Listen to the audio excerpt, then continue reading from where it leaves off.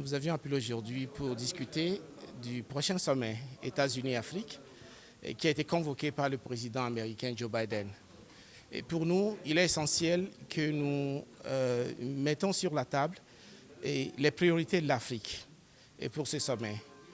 Une cinquantaine de dirigeants africains, une cinquantaine de chefs d'État et des hommes du business, de la société civile vont se rendre à Washington. Il importe que l'Afrique mette sur la table de négociations les questions prioritaires. Le monde a besoin de l'Afrique et c'est pourquoi d'ailleurs beaucoup de blocs politiques appellent l'Afrique toujours avec des sommets. Nous le voyons tout le temps avec la Chine, avec l'Inde, la France, l'Union européenne, la Turquie, etc. Il est temps que l'Afrique tire au mieux profit de ces rencontres. Une des questions les plus importantes, c'est la sécurité alimentaire. Il importe que l'Afrique arrive à produire ce dont il a besoin pour se nourrir. L'Afrique détient plus de 60% des terres fertiles du monde. Et pourtant, l'Afrique dépense des milliards chaque année pour acheter de la nourriture. Cela n'est plus acceptable pour la jeunesse d'aujourd'hui. Il faut qu'à Washington, nos dirigeants puissent négocier avec leurs pairs américains et comment on peut coopérer pour moderniser l'agriculture en Afrique, pour mieux tirer profit des potentiels que nous avons en Afrique pour produire ce dont nous avons besoin. Il y a la question de l'investissement. Les jeunes aujourd'hui ne veulent plus entendre parler d'aide, mais plutôt d'investissement. Ils ont des talents, ils ont des compétences, ils ont besoin de l'investissement.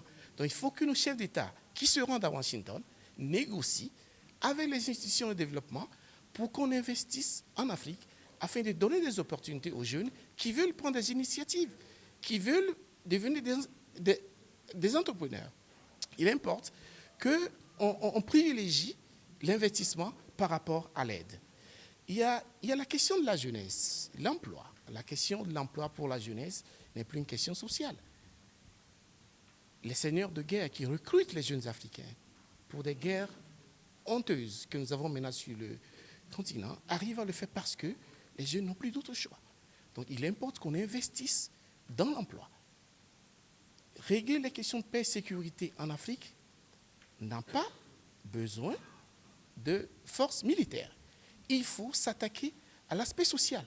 La force militaire ne peut que renforcer les dispositions sociales. Et donc, et autre chose, nous avons vu nos dirigeants africains aller dans les capitales du monde pour faire des sommets. Ils vont au Japon régulièrement, ils vont en Russie, ils vont en Chine, mais il faut mettre en place un processus de redevabilité. Aux États-Unis, il faudrait que, après Washington, qu'on puisse dire aux Africains, voici les impacts sortis de nos discussions avec nos pairs américains. Donc à Washington, il est important de mettre en place un cadre pour faire le suivi des décisions qui seront prises. Et c'est un peu de ces questions que nous aimerions discuter aujourd'hui avec vous, pour que vous en fassiez l'écho face à nos dirigeants qui se préparent pour partir à Washington. Comme je l'avais dit tantôt, One Campaign est un mouvement mondial, c'est un mouvement citoyen qui veut en finir avec l'extrême pauvreté et les maladies évitables. Notre équipe africaine a décidé de prioriser les questions de l'emploi. Donc nous avions lancé une campagne au niveau panafricain pour promouvoir la création d'emplois décents pour les jeunes. Et donc au Sénégal, le volet sénégalais de cette campagne a été lancé fin juin cette année.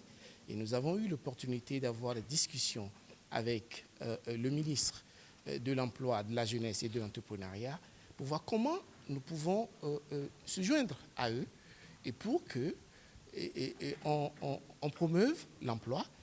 Vous savez, chaque année, entre 12 millions et 15 millions de jeunes viennent sur le marché de l'emploi en Afrique, alors que les parties prenantes ne créent qu'environ 3 millions d'emplois. Alors tout ce qui reste tombe dans le sous-emploi, dans le chômage, dans ce qu'on peut appeler l'exploitation. Il faut qu'on en vienne à bout.